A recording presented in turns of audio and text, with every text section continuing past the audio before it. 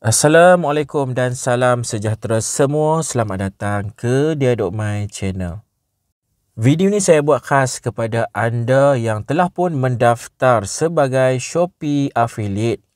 Yang mana saya akan tunjukkan dekat anda dekat mana tempat ataupun menu untuk kita lihat pendapatan Shopee Affiliate kita. Jadi nak tengok menu tersebut, kita kena buka aplikasi Shopee. Kemudian kita tekan pada menu Mi di bawah kanan skrin. Seterusnya anda tekan pada menu Affiliate Program.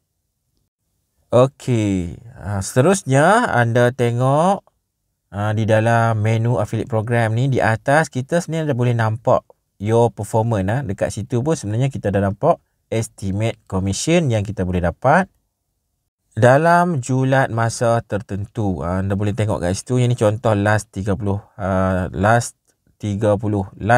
days, 30 hari. Kita boleh select sama ada boleh tengok secara mingguan prestasi ataupun performance link affiliate kita, ataupun kita boleh tengok melalui menu income di bawah ni. Yang ni yang keseluruhan kita boleh nampak di sinilah. Contoh anda tengok saya dah dapat RM 8,411.05 ringgit. Banyak kan? Tapi anda jangan confuse lah. Yang tu adalah income selama 1 tahun. Anda tengok tarikh kat atas tu 5 Disember 2024 sampai 2025. Dan anda tengok kat bawah ni saya banyak dapat income daripada Shopee Live 6,000 lebih. Anda tengok Shopee Live 6,000 lebih. Memang Shopee Affiliate ni bagi banyak kalau kita buat live. Live ni dia ada kempen macam-macam. Social media saya dapat 1,000 lebih je selama setahun tu. Memang social media ni yang kita share link, bukan semua orang beli kan.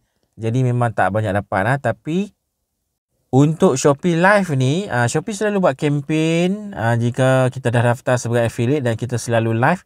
Walaupun sale tak banyak, kita dapat bonus daripada Shopee untuk jangka masa kita live.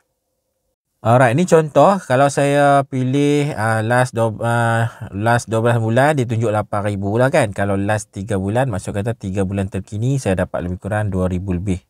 Okey, agak banyak juga kalau tanya saya, bagi saya agak banyak. Cuma kita kena rajin promote link affiliate kita lah. Kalau anda boleh buat video lagi terbaik. Anda buat video banyak-banyak, kemudian anda sharekan link affiliate melalui konten video anda. Alright, itulah dia cara macam mana kita nak tengok income daripada Shopee Affiliate kita. Jadi untuk anda yang berminat untuk daftar sebagai Shopee Affiliate, anda boleh daftar melalui link yang saya sertakan di dalam video description. Jadi sekian saja untuk video kali ini. Assalamualaikum. Bye-bye.